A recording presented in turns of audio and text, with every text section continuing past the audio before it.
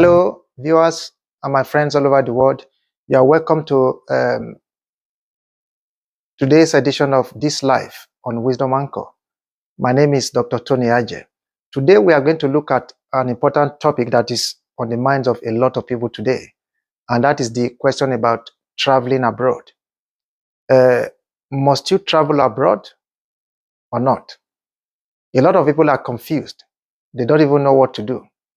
They've seen a lot of their friends making the move abroad, traveling to places like Australia, places like Belgium, USA, United Kingdom, Canada, and so many other destinations. And some people are confused. They don't know what to do. And to add to this is the confusion about the situation of things over there for people that have actually made the move. So a lot of people are despondent about maybe somebody there is not telling them the real story. So I've packaged a program today that I'm going to delve into that is going to make it clear.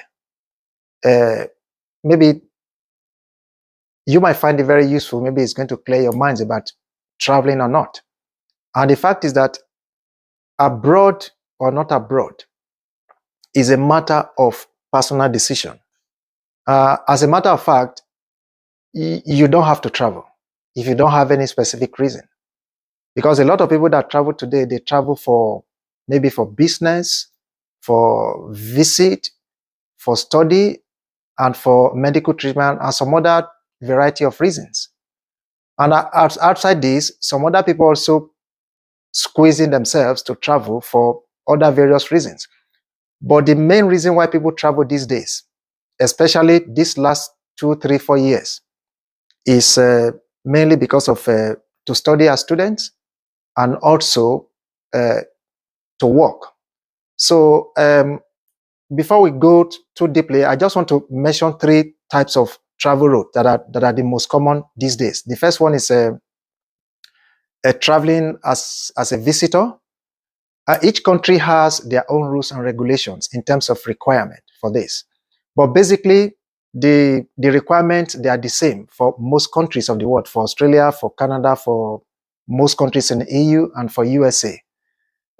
You will be required to have probably 6 months bank statement, proof of employment, proof of ties to your country. And that means that they want you to prove that at the expiration of your visit, of the duration of your visit, something is going to take you back to Nigeria. And those proofs include marriage, include having a family, include having property in your country, and of course, it includes maybe you have a very gainful employment. So those are the things that are generally required when it comes to granting you a visiting visa or not. Then the second type of visa is the student visa, which is the student route. Now, many countries, especially Western world, they make a lot of money from students. And that is why student visa is going to continue to outlast many of these other non-essential visas. Because most of these countries, name them, United States of America, Canada, Ireland, UK, Australia, and even EU countries, they make a hell of money from the students that are coming, international students per se. So this route is the in thing right now. There is hardly any European country that is not actually issuing visa to students now because of the gain they stand to make from there. So that is another route. And of course, in order for you to qualify for this visa, you need generally speaking, because each country still has their own specific requirements. Generally speaking, you need to probably pay school fees, maybe a down payment deposit for your school fees. Then you need to have an admission, a university or a college that is actually inviting you for that program. Then you need to have proof of evidence that you can support yourself. And also in terms of paying the remaining balance of your school fees, and also evidence that you can maintain yourself while you are in that country for that program.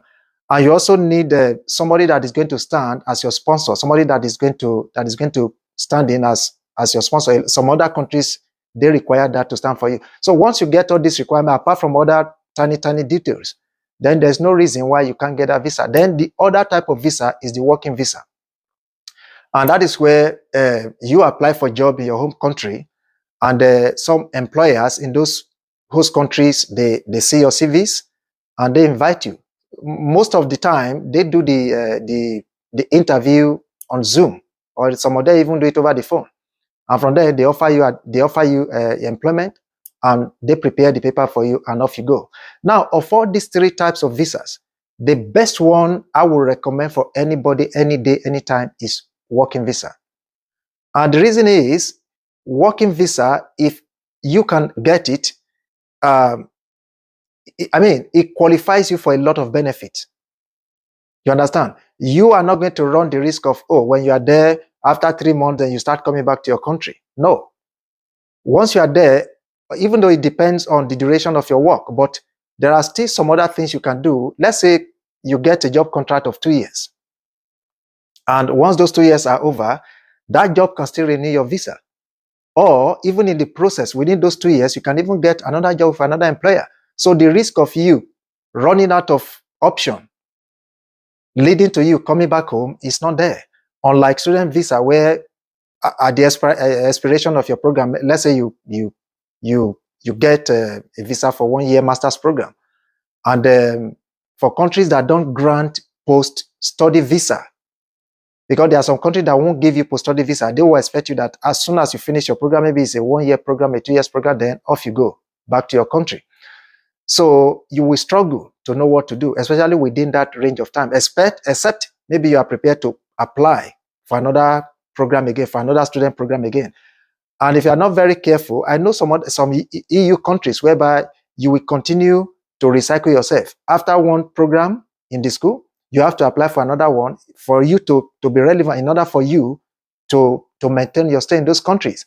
So that is why student visa, especially for countries that don't issue a post-study visa, is a little bit tricky and and difficult. So if you must come as student, my advice for everybody is that look for those countries where they are going to offer you post-study visa. Canada will do that, America will do that, and of course, United Kingdom will do that. And I think Australia will do that. And some other EU countries will do that, but some other countries, they will not do that. So you need to know which countries are going to offer you a post-study visa. So within that post-study visa, they allow you to look for work. And once you get work, once you get a very good job, then they can convert your student visa to a more permanent visa. And that will give you rest of mind. Now, for the visiting, usually at the expiration of your visa, you are expected to go back. And a lot of countries will give you 3 months. Some of them will give you 6 months. Some of them will give you, it's a huge variation among all the different countries. But one thing with a visiting visa that I must mention to you is that in most countries, you cannot convert it to any other type of visa, except in Canada. In Canada, if you enter the country with a valid visiting visa, within that period of time, let's say you have a 6-month visa, and during those 6 months, you get an employment with a reputable company within Canada, you can actually apply for a work permit.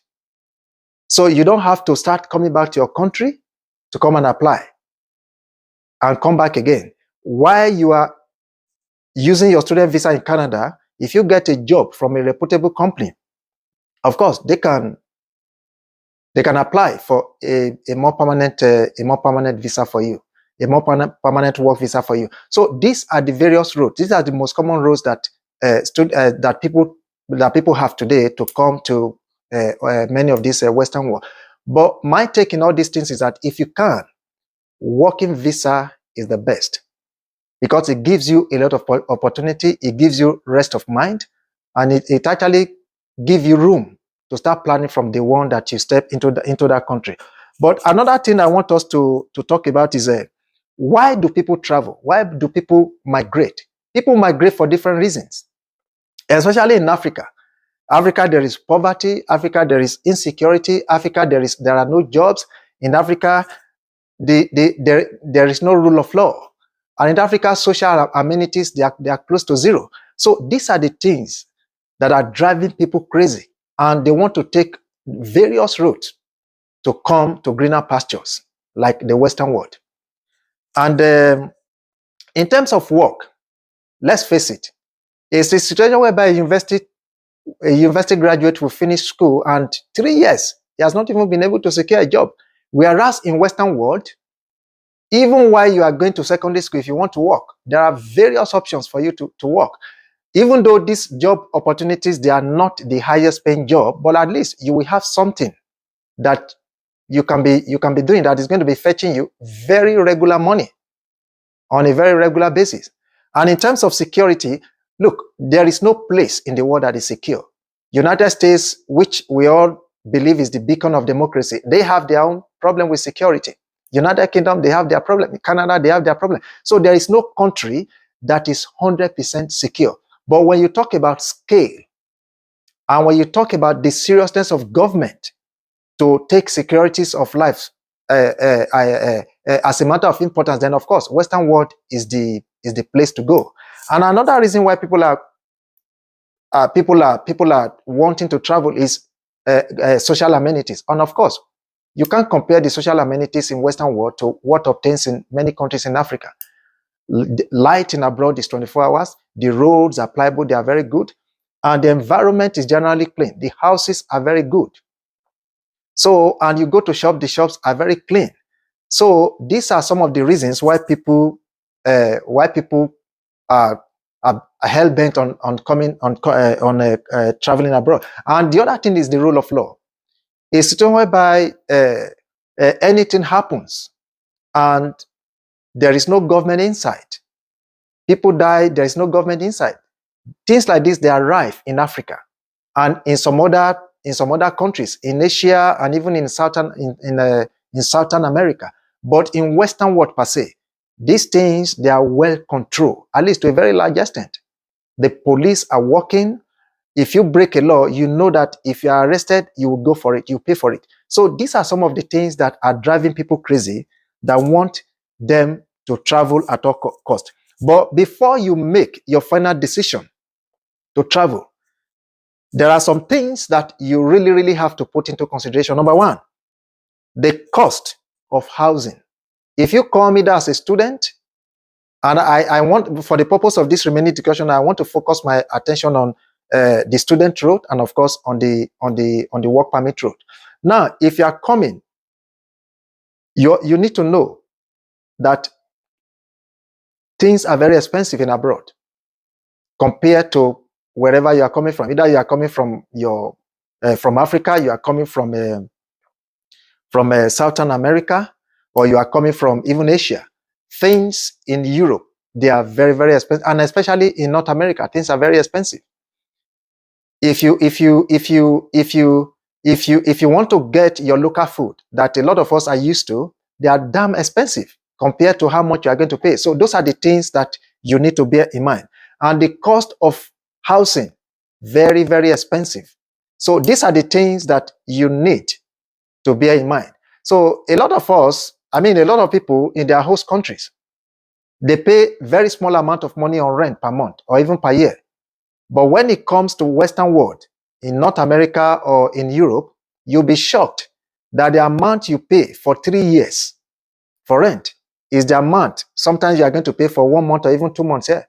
So these are things that you have to get, you have to stick to the back of your mind before you make the move. Then in terms of healthcare, even though in some parts of Western world, healthcare are free, but you are still expected to contribute a little bit towards it.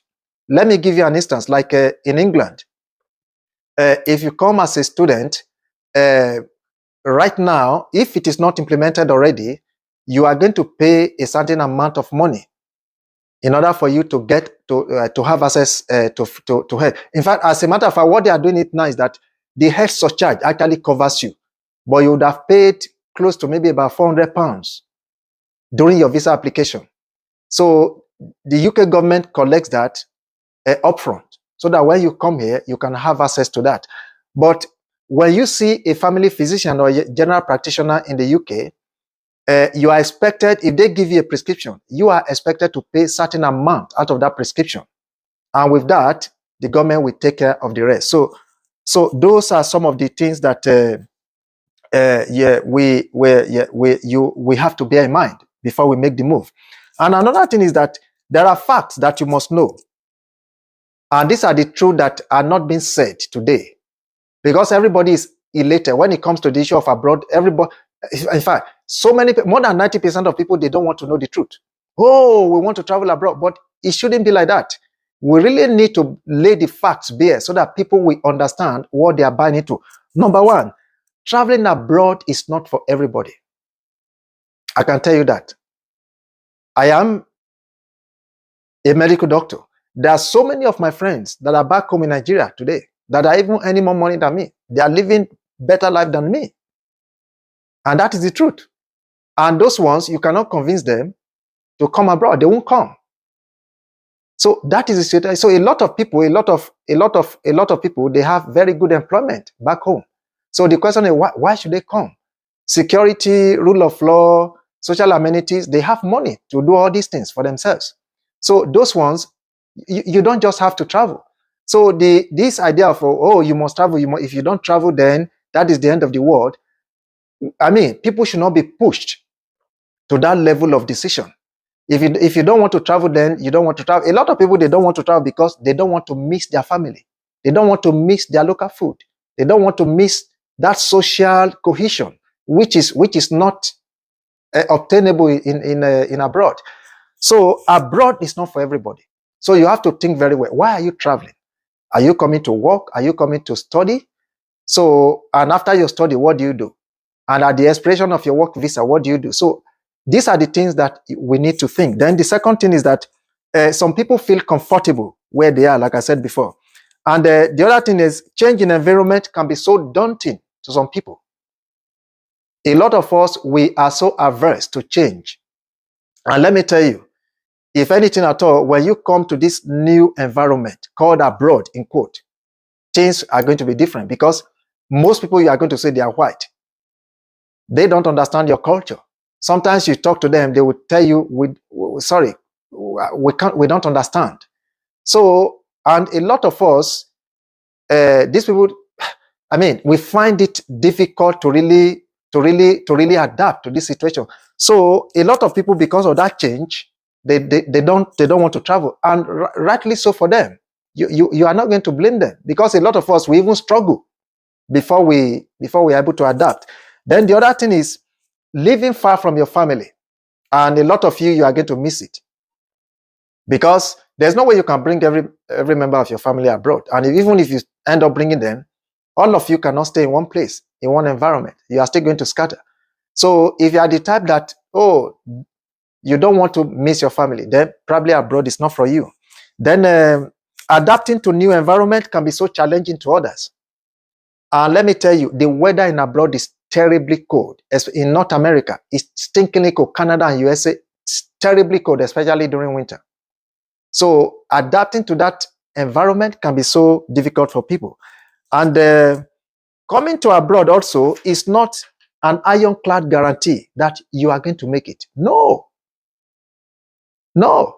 So there are no shortcuts at all when it comes to abroad. You are still going to work hard. In fact, you are even going to work hard, probably. Work harder than you work in your host country, because no penny will drop into your pocket free without working for it. Every penny you have, every money you have, every cent you get in abroad, you have to sweat for it. And the other thing is you also you need to prepare to adapt. And hard work is the norm. Even when it is not convenient, you have to work hard. A lot of people end up doing what they wouldn't normally do in their home country. Exactly, because once you come to abroad, that survivor mentality has to be switched on. Because most time you won't have any recourse to government funds. You won't have any recourse to anybody helping you.